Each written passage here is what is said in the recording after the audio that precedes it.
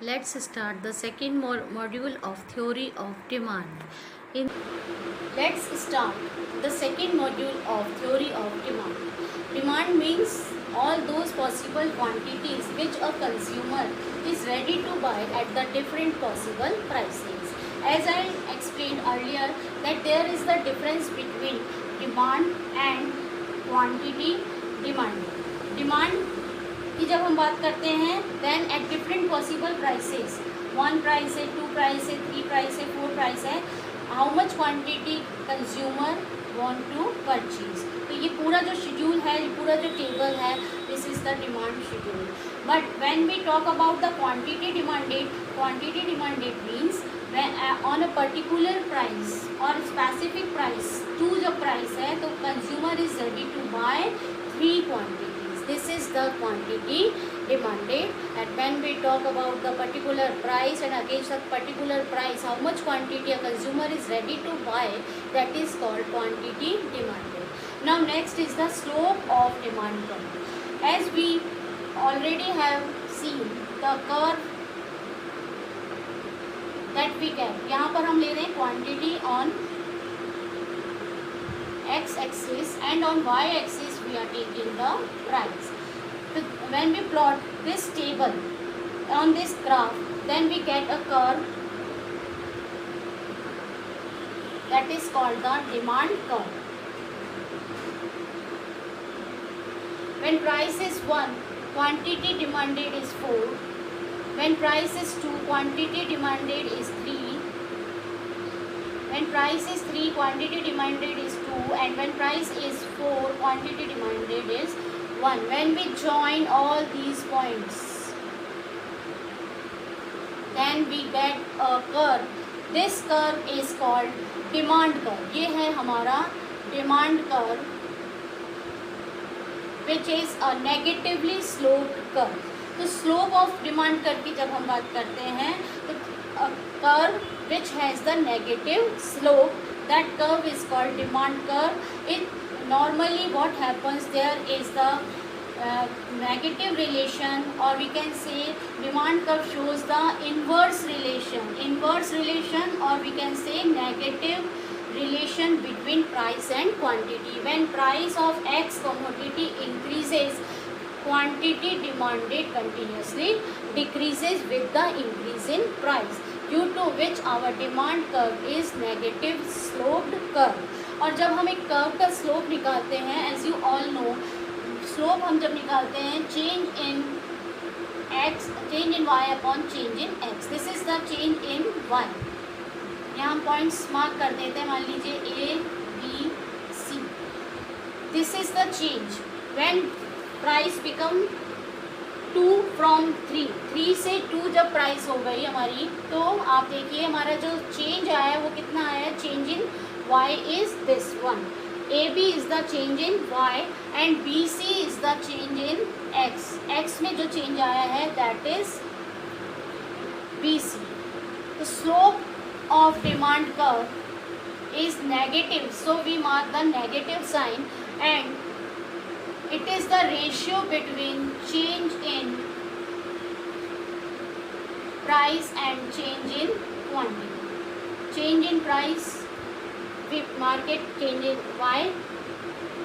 जितना भी y में चेंज आया है या हम इसको change in price कर देते हैं, और change in quantity we mark here change in price and change in quantity. This is the slope of demand curve, and we can also write it like this: AB upon BC. This is the slope of demand curve. Slope is of demand curve is negative, so that we mark here negative sign. Negative sign only indicates there is the inverse relation between price and quantity demanded, due to which we mark here negative sign, and this is the slope. We get it. It is the ratio of change in price and change in quantity. Next is demand function or determinants of demand. Demand function shows the relationship between demand of a commodity and its relative determinants. So many determinants affect the demand for a commodity, and all these we can express it like this. It is of two kind. Demand function, individual demand function होता है. It has two aspects, individual demand function and market demand function. First of all, we will study about the individual demand function, then we will continue it with the market demand function. Individual demand function dx has functional relationship with the px. Px is the price of commodity x, pr is the price of relative good, y is the income of consumer, t is the taste and preference of the consumer, and e is the future expectations of the consumer. So these all determinants px, pr, y, t, e, these all influence the demand of a commodity x. यहाँ पर हम एक commodity लेके चल रहे हैं, कोई भी कमोडिटी एक्स की डिमांड को ये सारे फैक्टर्स, ये सारे डिटर्मिनेंट्स इन्फ्लुएंस करते हैं. दीज ऑल फैक्टर्स और determinants when we consider, then this is called individual demand for individual commodity X. When we consider the other factors also for whole market demand की जब हम बात करते हैं तो पूरी मार्केट में जो टोटल डिमांड है that is called market demand. Two more factors include in this, N and YD. N is number of people in the society, in the market, or the number of consumer, and YD is the distribution of income. So these are the factors which influence the individual demand and market demand. First of all, we will study about the individual demand. Individual demand function shows how demand of a commodity by an individual buyer is related with the different determinants. So dx is the functionally related with px, pr, y, t and e. So first of all, first determinant is px. Demand of a commodity x is related to px. px is the price of commodity x. जिस commodity की हम बात कर रहे हैं, commodity x, इसकी खुद की प्राइस इसको इफेक्टेड करती है. We all know when price of X increases, जब एक्स की प्राइस बढ़ जाती है तो quantity demanded of X is decreases. This arrow shows increase और decrease in the demand. Similarly when price of X decreases, quantity demanded of X increases. जैसे ही price बढ़ती है क्वांटिटी डिमांडेड कम हो जाती है, जैसे ही प्राइस में कमी आती है क्वांटिटी डिमांडेड इंक्रीज हो जाती है. This is the main determinant of demand for a commodity. Second determinant is the price of related good. Price of related good means related goods are all those goods whose having effect in change of price of other. एक की price में अगर change आता है, मान लीजिए x और y दो गुड्स हैं, y की प्राइस में अगर चेंज आता है, प्राइस बढ़ती है या प्राइस कम होती है, तो इसका इफेक्ट x की डिमांड पर हमें मिलता है, देखने को मिलता है. This is called related good. तो यहाँ पर x और y क्या हो गए, रिलेटेड गुड्स हो गए. All those goods in which we can see the effect of change in price of one good on the demand of the other good. तो जब हम डिमांड डिटर्मिनेंट्स की बात करते हैं तो यहाँ पर रिलेटेड गुड्स की प्राइस में जब चेंज आता है तो उसका इफेक्ट गिवन गुड, जो जिसको हम डी एक्स मान रहे हैं, x of the x commodity पर देखेंगे, तो रिलेटेड गुड्स की प्राइस में अगर चेंज आता है तो उसका इफेक्ट एक्स की डिमांड पर क्या पड़ता है, that we will study in. It is of two types. First is the substitute good and second is the complementary goods.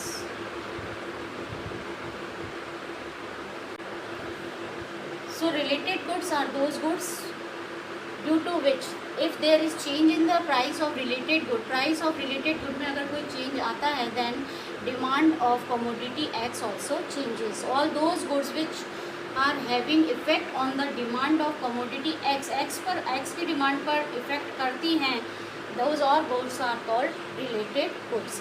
तो related goods में first kind of related good is substitute goods, substitution goods, which can be substituted in place of one another, like ink pen or ball pen. For example, we can take ink pen and ball pen. You all know both are substitute of each other. हम ink pen की जगह ball pen से भी लिख सकते हैं और ball pen की जगह ink pen को भी यूज़ में ले सकते हैं. Second example is very simple, tea and coffee.